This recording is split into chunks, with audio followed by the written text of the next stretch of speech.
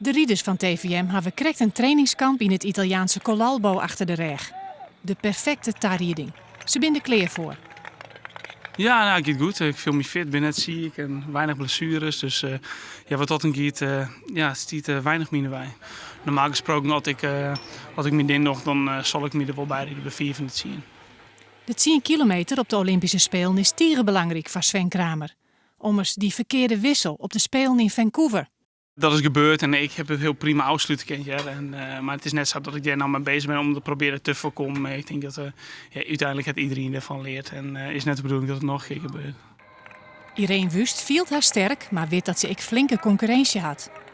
Ik moet er net zoals de rest gewoon keihard voor rijden. En natuurlijk, als ik gewoon op mijn best ben en ik ben goed genoeg, dan moet ik in principe goed genoeg zijn om te plaatsen. Maar je moet het wel eerst doen. En je kan geen steekjes laten vallen. En ja, dat is het nadeel van hoe het de KNSW het dit jaar heeft opgezet. Dus geen nominaties, geen kwalificaties.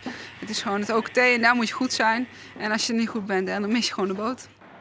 Douwe de Vries, de marathon- en lange baanrieder, zal na je weekend zijn uiterste best doen om een startbewijs voor zijn eerste Olympische Spelen te verzinnen.